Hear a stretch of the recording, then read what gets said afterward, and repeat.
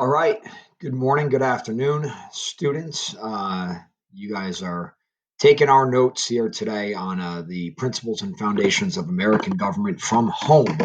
And by the time you get to this slide, we have kind of rolled on through the beginning of class where we've talked about our curriculum map and the bulletin. Obviously, we picked up class today, having already extensively gotten into the Declaration of Independence and set the table up for talking about uh, American government. We even talked about this opening class discussion here, real quick, right? And we were talking about here the Articles of Confederation, which is where we will pick up in our class notes today. Okay, so let's buckle up. Let's get ready to roll. So now we've got this free nation, independent nation. And the question, of course, is how we are going to govern ourselves. What type of government? How do we set up a government that's going to be long lasting? What are the principles? What are the bedrock foundations of how we are going to govern ourselves? Interestingly, what is the role of equality, which is a topic I think we always want to revert back to and re-examine. We do know that most of the colonists opposed the divine right, the divine right theory of renewable birth. That is to say that people are born into hereditary positions of power. That a lot of states had begun to open up democracy by lowering property requirements. Um, Slavery is eventually going to be outlawed in the North. There's going to be less slave holding requirements to own property in the South. As we know by now, Howard Zinn has certain takes on that these are essentially concessions to bring in the masses. Nevertheless, these are concessions that are made. And as much as we might want to buy into some of the critique of Howard Zinn, I think it's important to realize that at this time in history, America is more free, more of this kind of ideal democracy than any other nation on earth at this time. And we'll even talk again quickly about Thomas Paine today and how revolutionary his ideas were, but they were implemented in the founding of this nation. So, as we consider, how to answer all these questions with respect to the establishment of the American government, um, the first system that comes about, of course, is the Articles of Confederation. Uh, Adopted in 1777, but ratified in 1781. So there's a full 4 years of kind of the country in, a certain to a certain degree in some degree of limbo. The Articles of Confederation have a single House Congress, no executive nor judicial branch. Congress has no power to tax nor regulate trade. Nine of the 13 states need to pass a law. They need to vote affirmatively to pass a law. So it's a very limited type of government. Prior to that, the state constitutions that had been in place, and we looked at, real quickly how some of the state constitutions were formed when we read Howard Zinn. And we talked about, for instance, I think in all of my classes, we read a little bit about the Maryland state constitution established in 1776. Uh, we're going to define this term republicanism today. They all had elements of republicanism. They all had governors with veto power. Most of them had a bicameral. That's a term we've got to become familiar with, a two-chambered legislature. As we know, property holding requirements for voting, oftentimes, sometimes universal white male suffrage. And we talked a little bit about that. Most state constitutions had uh, a Bill of Rights or a de facto Bill of Rights. Um, Many had state established religions, some did not. So we had this kind of hodgepodge of state constitutions in play prior to the adoption of the Articles of Confederation. The big deal that America was looking to escape was what we would call a unitary system, where if you look at what I might refer to today as the circles and the squares, it's kind of a top down rule, okay, from a central government to political subunits. So this is what was in place, right, with the era of the British colonial rule prior to the Declaration of Independence. You had King George III during the tail end of that rule, right, dictating, some would argue, of course, in a tyrannical fashion to the subunits.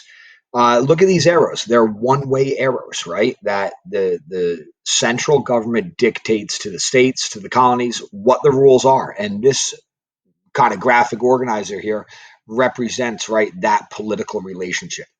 This is what the colonists are looking to escape, all right? Tyranny, top down, under the thumb, uh, political control. So what the Articles of Confederation do is they entirely flip that relationship. Here, the political subunits, the states, as it were, dictate to the federal government. Again, the arrows run one way. The states, this is kind of a confederacy, okay, where we talk about states' rights. We're going to get into these terms, right? Obviously, more and more. But the power is concentrated in the political subunits, and the central government is very weak. I just talked about the Articles of Confederation. Very weak. Okay. And we're going to break that down a little bit further. So let's talk about the Articles of Confederation. They were with us for about 8 years. Um, what we have here is a group of individual state governments that was actually called a League of Friendship by some. And I used to joke back when my kids were a little bit younger and my daughter was watching My Little Pony, that a League of Friendship sounds like something I would see on that show, but probably not something that is necessarily set up to sustain itself as a form of government for an entire nation. So again, we're talking about a unicameral legislature with very little power. The Confederation Congress was in place in the Articles of Confederation, and they had really no power to do much of anything. All of the control was in the states. And again, that was problematic because it's a little bit of a hodgepodge, right? That state constitutions would look very different from one another. But I want you to consider, right, why it was set up that way. Okay. And the reason is that America broke free from that top down rule that would lend itself to tyranny, from a central power dictating to all of the states, all of the colonies, all of the people what the rule would look like. There was a great fear of tyranny from a large, too strong central government. So it makes sense why they went this direction, but the weaknesses quickly became apparent, right? That they can't tax, they can't raise money, they can't regulate trade, they can't even enforce laws. And all of the states have to agree to really make any significant changes. So states start printing their own money, they have different trade laws. Certain states start working out trade deals with different countries. And you can see how this would create division, right? If North Carolina has an advantageous trade deal with the nation of France, and they say, hey, we're going to keep on, I don't know, selling you cheap tobacco. Just don't do any business with Virginia. It's just not set up for success, right? And so the problems become apparent. They become very clear with that incident we read about in the Zen chapter of Shays' Rebellion, right? When the state government comes in and they're going to take farmers' property for failure to pay taxes as a result of a need to raise revenue from the Revolutionary War. And Daniel Shays rise up with a couple thousand of his closest friends, and they create significant issues. And it's actually George Washington who famously recognizes here, I do not conceive we can exist long as a nation without having lodged somewhere a power which will pervade the whole Union. What's he making an argument for here? He's making an argument for a strong central government. Okay. And so what we end up having here is what we would call the road to the Constitution. Okay. Where the weaknesses of the Articles of Confederation are recognized, and Shays' Rebellion absolutely brings it to light most acutely, perhaps.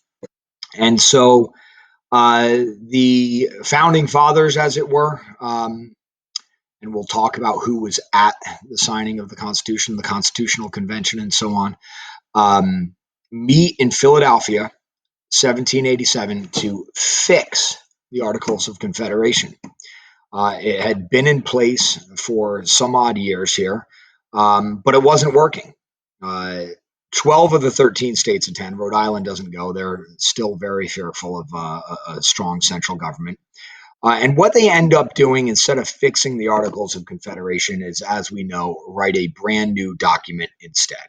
And so the Philadelphia Convention, that's what it was called, right? When they were meeting to fix the Articles of Confederation, becomes the Constitutional Convention of 1787, one of the most important moments in American history. I love this graphic here, by the way.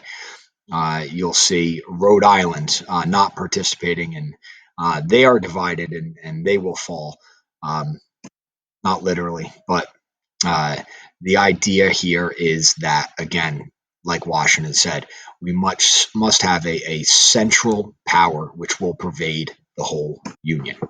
Before we get to that, though, I want to talk about the influences, okay, the political philosophy that I think is very important to understand uh, the nature of political beliefs in America, which are still with us today.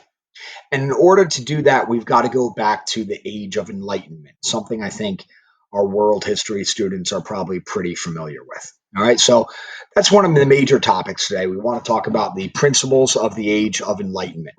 Before we do that, I want to go back further in time to at least one document, and that, of course, is the Magna Carta of 1215. So this is, of course, in England. This is, hey, right, 400 years before the establishment of Jamestown. So it's not American history, but it helps to influence some ideas that perhaps early American colonists had coming into this nation or this continent, as it were, then, um, that perhaps triggered some of that unique American identity that we've been talking about. And it's notable because it's the first time a monarch had willingly given up some power to the people. Now, the people then would have been still kind of land holding lords, okay? But the king had his power limited through the Magna Carta, or known as the Great Charter, if we want to quote unquote translate that. Okay. And again, this is kind of a very early influence that is carried throughout the colonial age in America.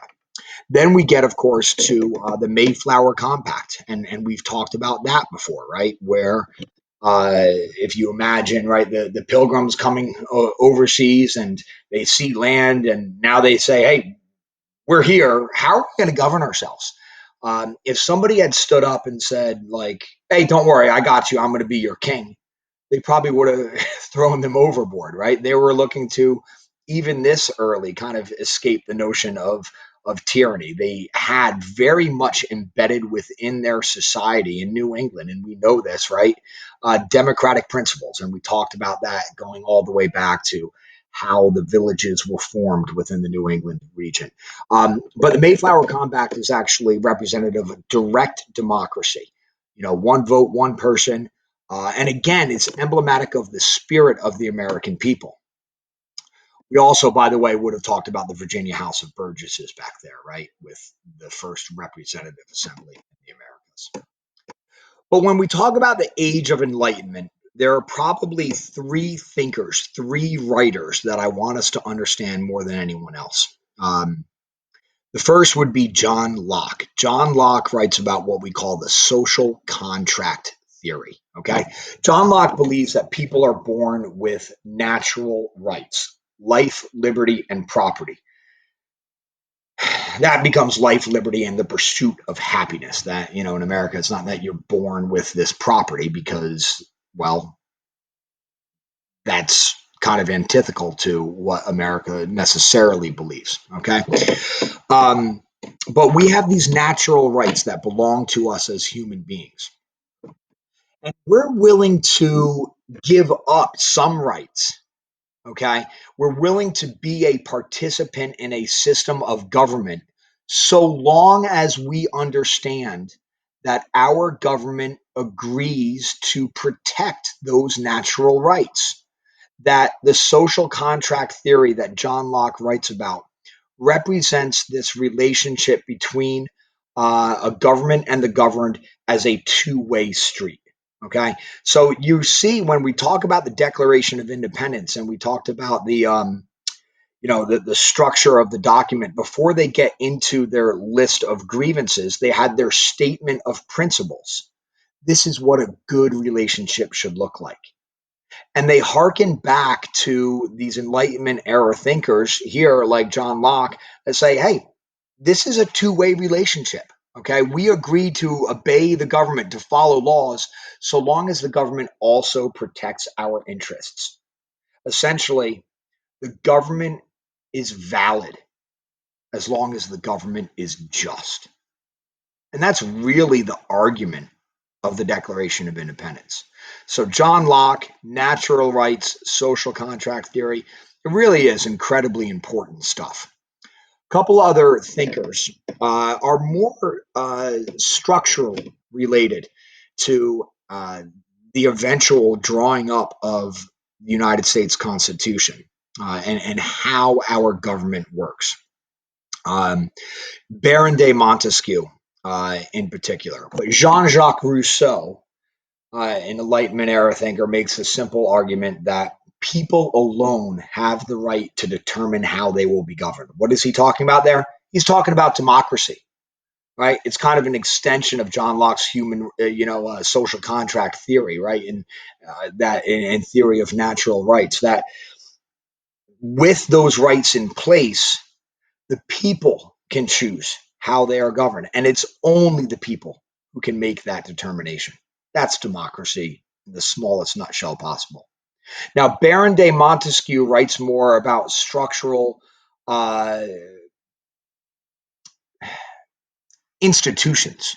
Okay, and we see this right in our government today. He talks about a division of branches, checks and balances, a separation of powers.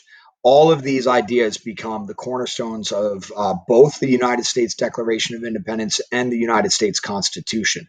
So we are absolutely going to get more into today both uh, a division of branches, a tripartite, a three branched government, and how those branches of government interface with one another. And the whole idea here is that no one branch of government will become too powerful, that there are structures in place to prevent tyranny. That is what our Constitution is designed to do. And those influences go back to this age of enlightenment. I would be really remiss, by the way, on this slide if I didn't also talk about uh, the uh, the Six Nations Iroquois Confederacy Constitution, which the United States heavily borrowed from as well. The Iroquois also had uh, a uh, a system of government in which they had checks and balances. They had a tripartite government, and the Iroquois were among all of the Native American tribes in North America. Were the most sophisticated in how they governed themselves and the most successful, and that didn't slip past the founders of the Constitution. So pay some homage, put some respect on the Iroquois name. Then we get, of course, to Thomas Paine, and I think we talked about him at length, right? And so Paine's argument is, hey, take John Locke's theory of natural rights, and we see that this is not a legitimate government. Um, Take Jean-Jacques Rousseau. The people alone are not determining how they will be governed. So it is only common sense that we declare independence. And of course, as we know by now, Thomas Paine's writing is instrumental in influencing the common man across the colonies that, hey, yeah, that makes perfectly good common sense. So the Enlightenment influences bring us to this idea of republicanism. Okay, that is not to be confused with the political party. Republicanism is a political ideology that, being a citizen in a state where people hold popular sovereignty. Okay, power, sovereignty to the people, popular. Okay. Um,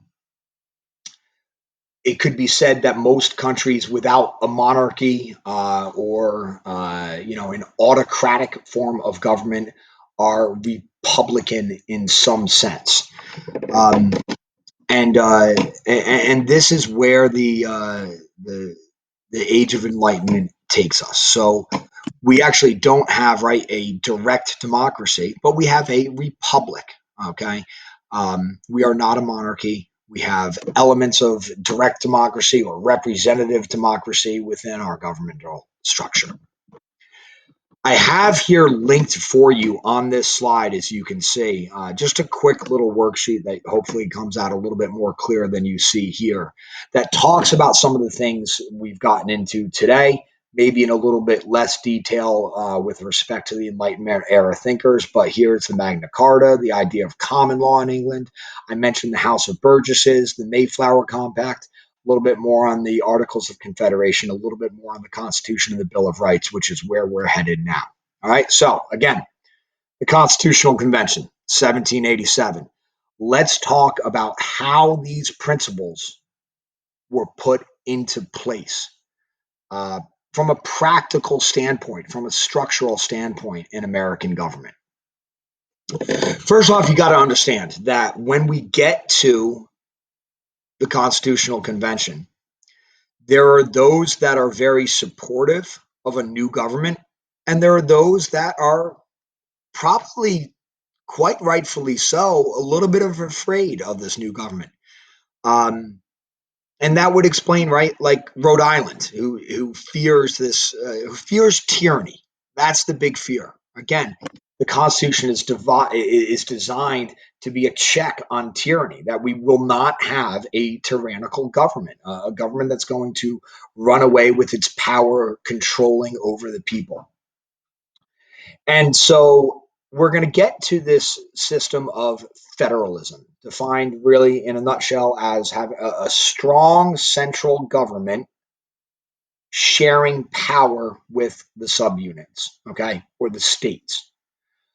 Um, in the wake of the Articles of Confederation proving too weak, Federalists would have supported this new constitution with a strong central government. Here are many of our founding fathers, right? Madison, Hamilton, John Jay. Oh, he often gets overlooked, but they write the Federalist Papers, and we'll talk about that. George Washington is a Federalist. John Adams is a Federalist. These are the people who supported the Constitution. The anti-federalists, I know, very creatively named, they oppose the Constitution because they fear that this new government would become too strong. I want you to keep in mind that point, because the Constitution will not get ratified without appeasing those who fear tyranny. Okay. Virginians like Patrick Henry is a vehement anti-federalist. Okay. Um, they want strong state governments, and as they said, they want a Bill of Rights. So if you like your rights, thank an anti federalist. So what we have here, right, in federalism is neither what you see in the British colonial rule, right, a strong central government dictating top down to the states, nor what we see in the Articles of Confederation with essentially a weak, ineffective, neutered central government who has no power to unite the political subunits or the states. What we have is federalism, right? Now look at the arrows. Do you see the difference? We had one-way arrows, and now we have two-way arrows. So again, federalism is a system where powers are shared among a strong central government and among state governments, the subunits. Okay. So we've already actually talked a little bit about this in class. I had mentioned that our Constitution has uh, reserved, concurrent, and delegated powers. Some powers are reserved for just the federal government. The easiest examples, of course, would be raising an army and printing money. Only the federal government can do that. Concurrent powers would be like, as I said, taxes. Concurrent means belonging to both. Imagine it like a Venn diagram. I pay both federal income taxes and I pay state taxes. They all want your money, right? Number one answer to every question ever asked. So, concurrent powers are powers that belong to both the central government as well as the states. And some powers are delegated to belonging to just the states. We talked about this with respect to the 2020 election, right? That why we see some of this looking so messy in terms of who was reporting results when and what were the different voting requirements and so on and so on is because states run their own elections. That's because that is a delegated power in our Constitution. But again, the big takeaway from this slide is what is federalism? It's a system of government in which powers are shared among a strong central government surrounded, supported, and buoyed by state governments, which also have some of their own powers.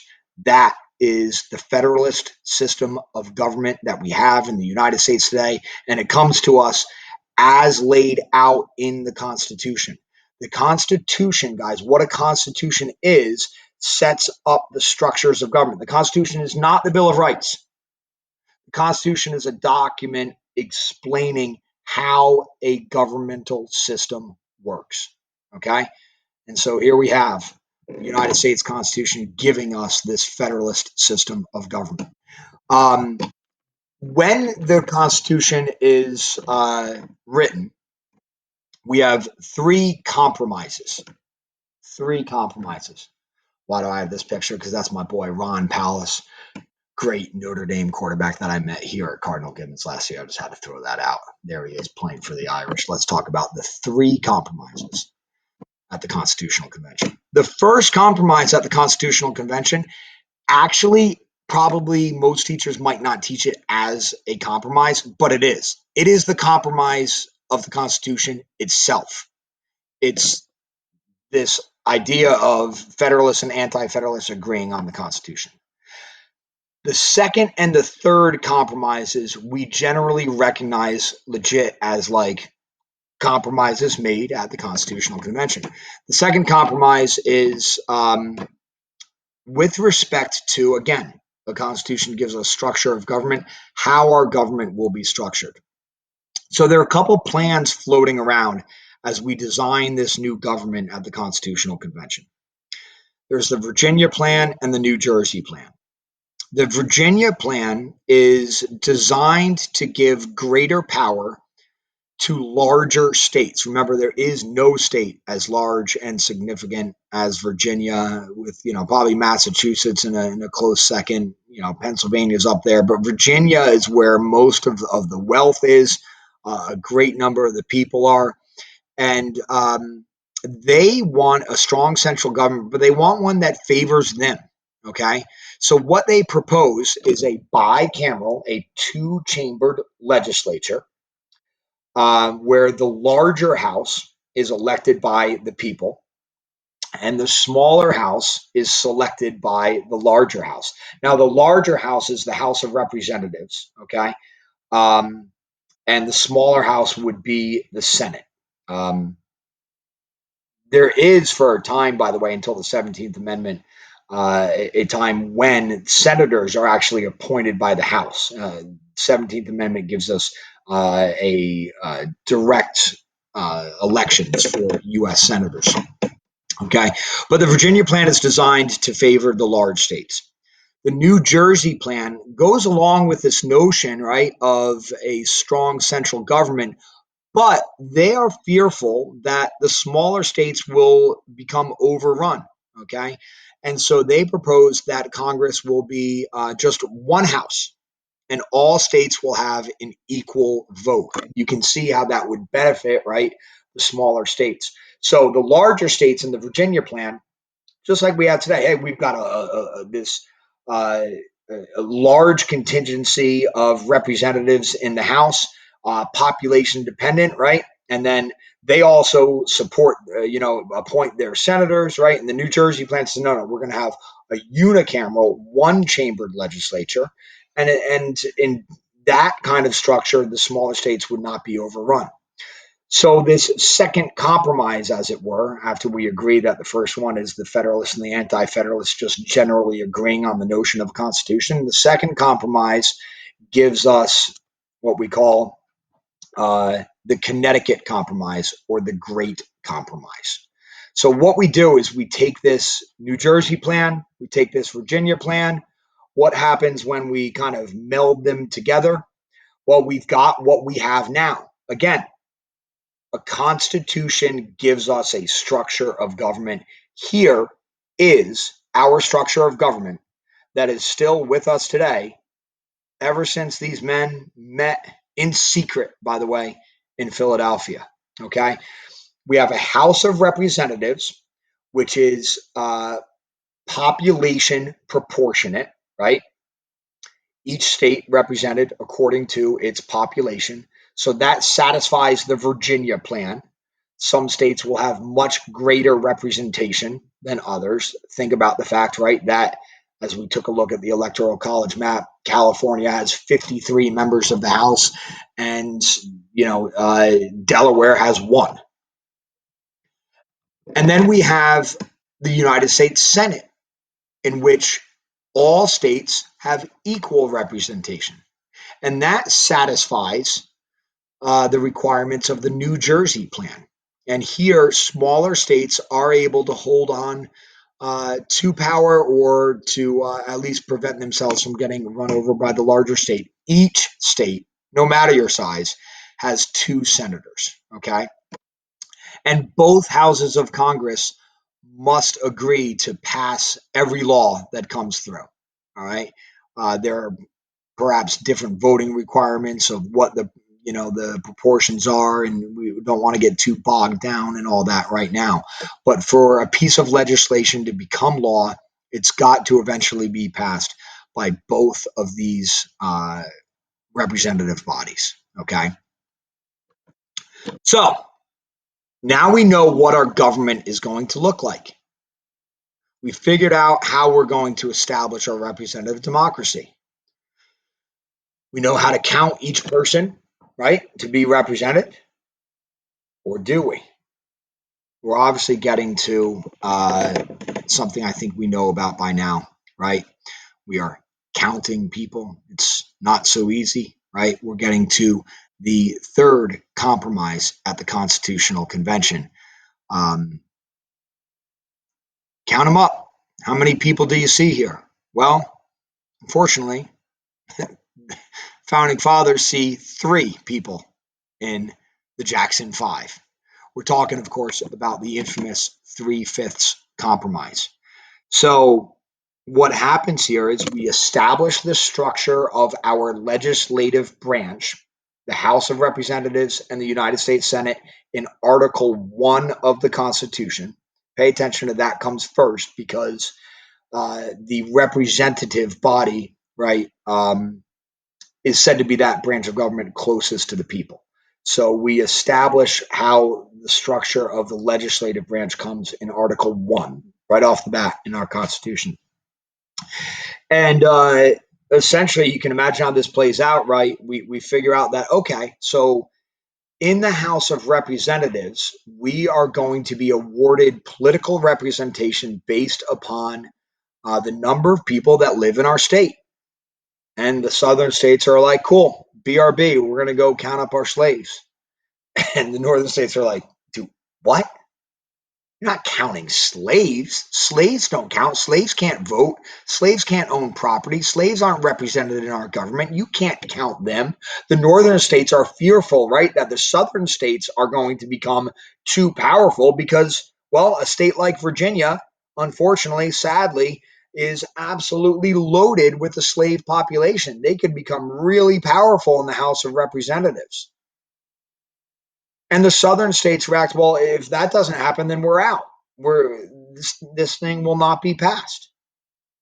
And this American experiment in democracy will be short lived.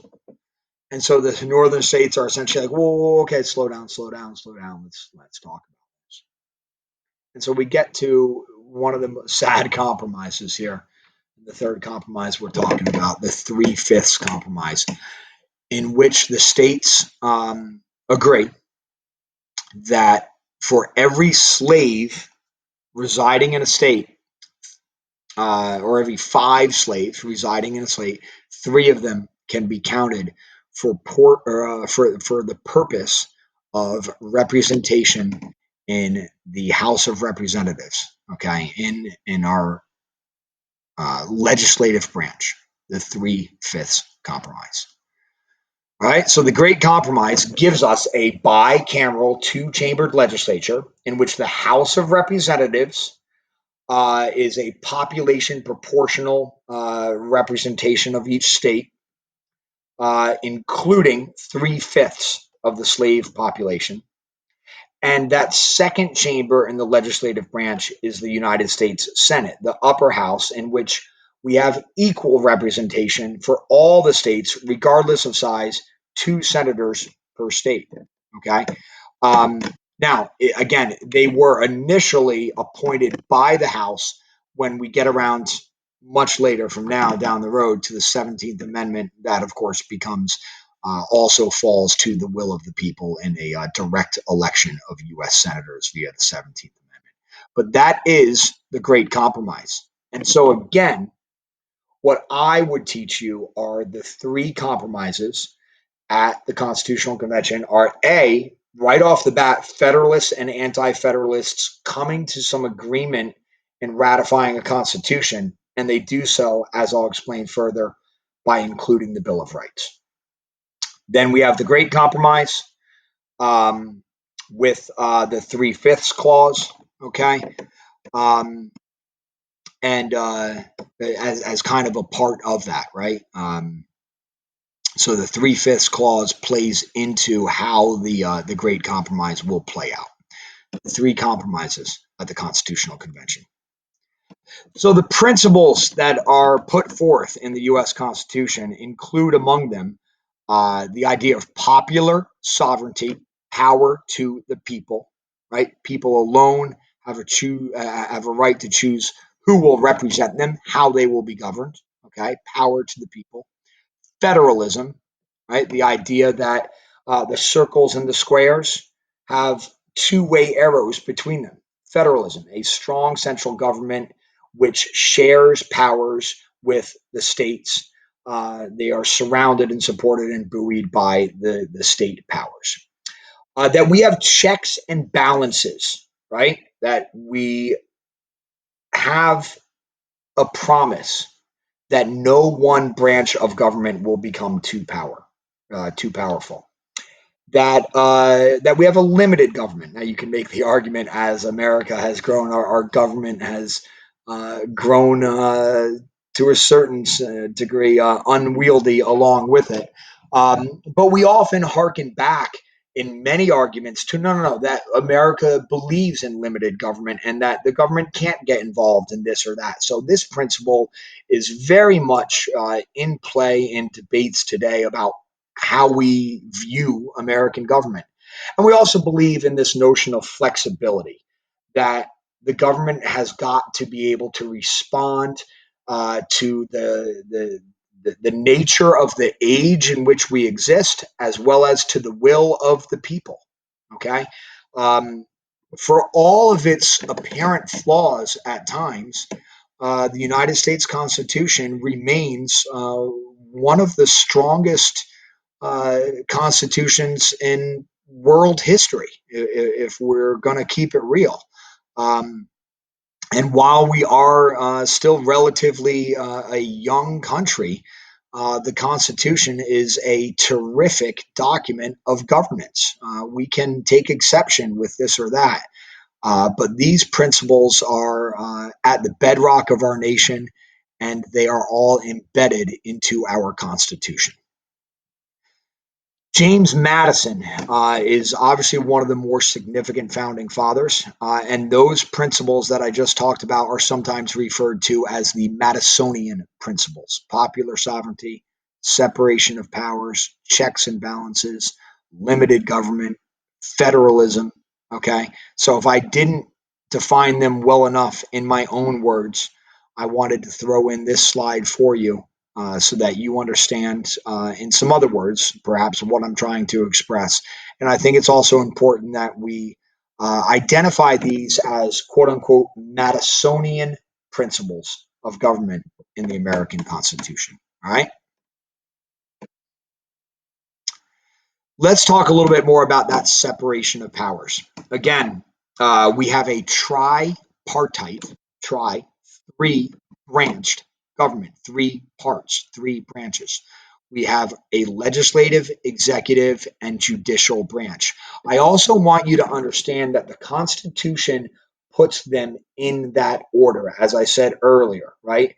That branch of the government that is said to be closest to the people is the legislative branch, especially the House of Representatives, right?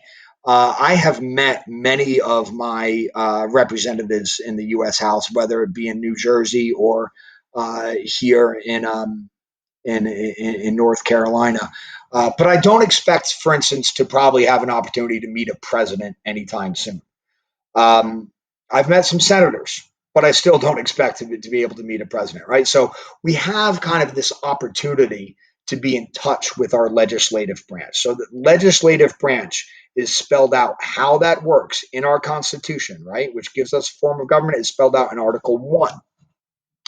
Article 2 gives us the executive branch, which includes, of course, the president and the vice president, also includes the presidential cabinet, also includes essentially the federal bureaucracy. Okay.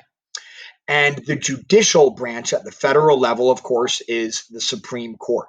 So the legislative branch, okay, makes the laws. The executive branch is intended to utilize the power of the government to enforce those laws, and the judicial branch interprets those laws. All right, so they each have these separate powers. They're each intended to do different things.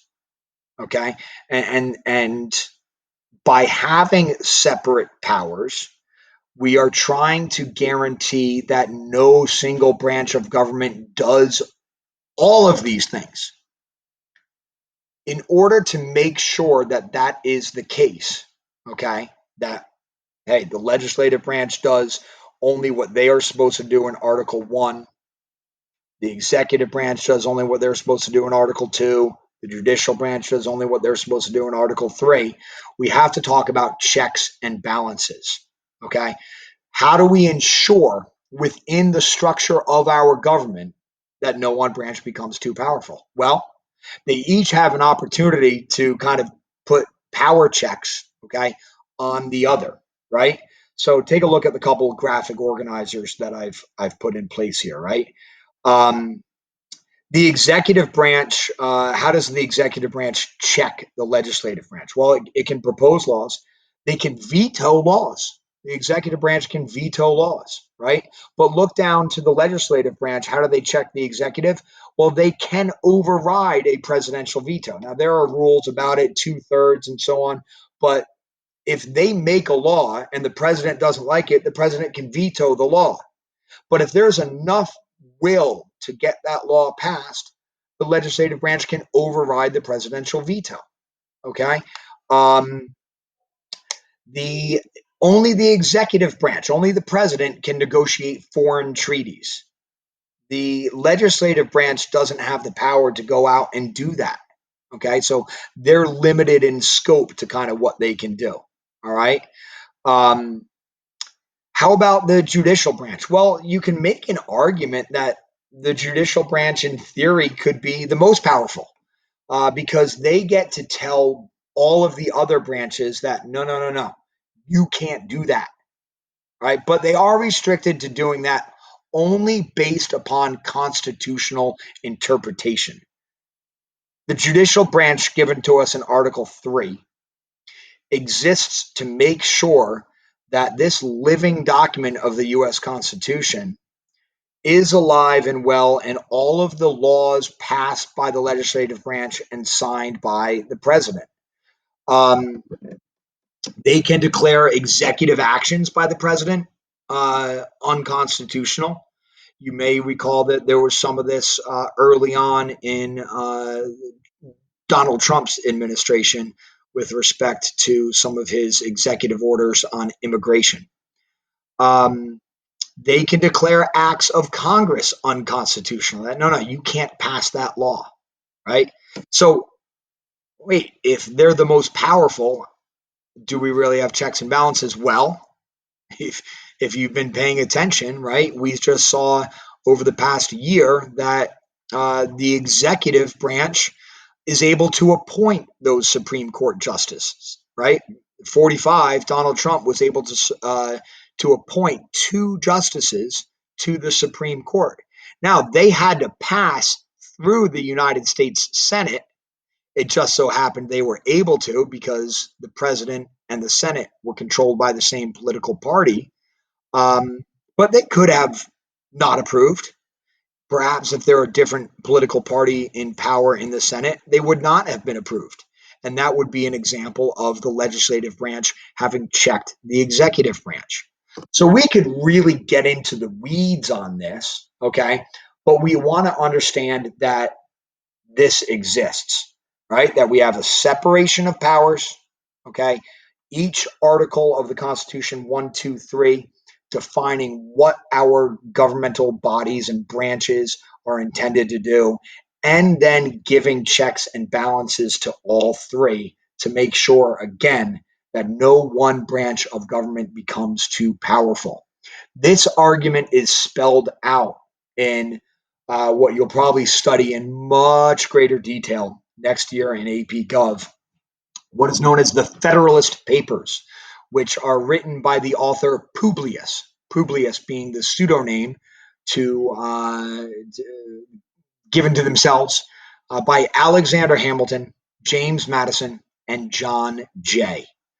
The Federalist Papers explain to the American people, in theory, how these separation of powers and how these checks and balances work to ensure, especially to the anti federalists, that this new federal system of government we have will not create tyranny.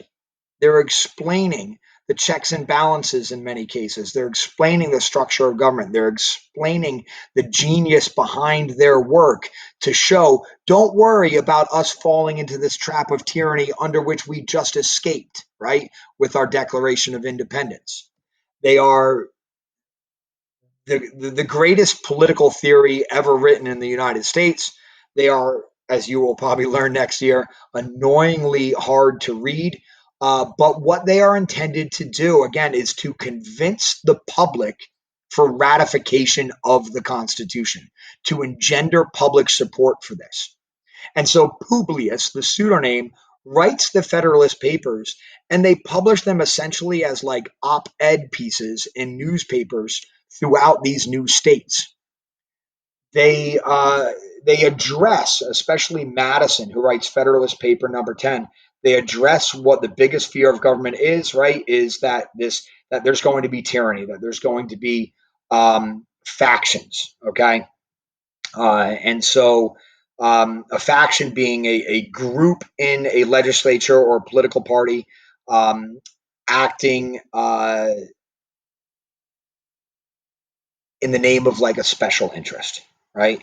And running away with power. And so what they're doing is explaining how this will not happen within our Constitution. They're explaining the structures, they're explaining the measures taken, they're explaining the safeguards taken, and Madison defends our national constitution, saying that the separation of powers will check the growth of tyranny. That each branch of government with checks and balances, right? The separation of powers alone will check the growth of tyranny, but meaning will limit, will prevent, right, tyrannical rule from taking place, and also explains how these checks and balances work, and wants to prove to the American people that you don't need to be fearful of tyranny. With this structure of government we are presenting you for ratification in this United States Constitution. He says that factions will always exist. It's just natural. Like, we feel compelled to belong to certain political factions. We all, as I said last week, we all have our political beliefs. We have our kind of alignments formed. Um, but a republic of this nature guards against those factions running away with power. Okay. I even mentioned this with the Electoral College, right? That they would make the argument that a direct democracy in a total sense would allow the common passions, the people to be riled up, right, by like a populist, okay? And that we could get these swinging changes taking place. And what we really need is a stable government. Right now, Howard Zinn kind of makes another argument of what all this means. But they're still fairly explicit. They're not trying to hide this when they publish the Federalist Papers and explain the nature of the structure of their government. James Madison here in Federalist Paper number 47. The accumulation of all powers, legislative, executive, and judiciary, in the same hands, whether one, a few, or many, may justly be pronounced the very definition of tyranny, which is defined here as cruel or unjust use of power. Keep that definition in mind. Tyranny, the cruel or unjust use of power, or as I've said, like the running away of power. Now, I will say this: there's probably a great fear of political parties that the founding fathers have, that I personally happen to agree with. Right? Why? Because who's my hero?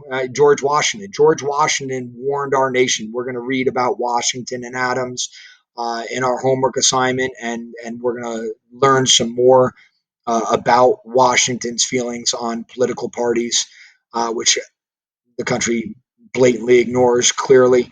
Um, but political parties could be seen as factions. And so even Madison here envisioned a scenario where we probably very rarely should have a single faction, a single political party in charge of all three branches of government. Um, our system is intended to be clogged, is intended to be slow, is intended to be checked. And these are the points that Madison, Hamilton, and sadly often overlooked John Jay make in their arguments of the Federalist Papers, Publius. The anti-federalist response to this groundswell that the Federalists are trying to build, this groundswell of support that they're arguing for, is that a central government's going to threaten the freedom of the people. That there's an idea that aristocratic tyranny can still happen, that state powers are too limited, and perhaps most importantly, they demand a guarantee that the government will not override individual rights and freedoms and liberties. They need some promise beyond just the structure of government that the government will not become tyrannical. That promise is actually a list of 10 promises that we know of as the Bill of Rights, okay? Added to the Constitution in 1791. If we look at the Bill of Rights, we look at it like just that. It's a list of promises that guarantee individual freedoms and rights and limit the power of national governments and guarantee certain powers to the states, the subunits. We've walked through this a little bit before, right? What are those promises? One, freedom of speech, press, religion, assembly, and protest. Two, the right to keep and bear arms. Three, no quartering of soldiers. Four, protection against search and seizure. Five, the right to remain silent, shall not be compelled to testify against oneself in a court of law. Six and seven talk about jury trials. Eight talks about limiting cruel and unusual punishment. Nine says anything else that's not on this list automatically belongs to the people. And 10 says anything that's on this list still belongs to the states, right? The people and the states are what the anti-federalists are concerned with. Given this list of promises coming, they're willing to get on board with this system of government. Now, we've talked about some of this kind of from an historical perspective, right? Why this makes sense, right? The freedom of speech and the press. We can go back to the Zenger trial. We can go back to the protests and Sons of Liberty in Boston, right? The Second Amendment just kind of makes sense that, like, hey, if a people are armed, it probably makes more sense then, right? And by the way, it says a well regulated militia. Let's not overlook that. Let's not also overlook the historical context here. That it was probably more easy for the people to defend themselves against a potentially tyrannical government uh, before that tyrannical government, owned, drones and fighter jets and nuclear weapons. But hey, the quartering of soldiers we talked about kind of at length, right? We talked about like the Townshend Acts and the writs of assistance and how it makes sense then that the Fourth Amendment protects us against search and seizure. Talked about even from 4, 5, 6, 7, 8 follows criminal law procedures, and we can trace things back to like, hey, the moving of trials, fair and a trial by a jury of your peers. We trace these back to these instances like the Administration of Justice Act in the Revolutionary era, right? So if you enjoy your freedoms, if you enjoy your rights, find an anti-federalist and thank them. So there we have the cooler Daniel, the Constitution, a form of government. That's exactly what a constitution is. It gives us the structures of government. A form of government that is designed to be more long lasting, secure in nature than what the Articles of Confederation were. That My Little Pony League of Friendship was just not going to last.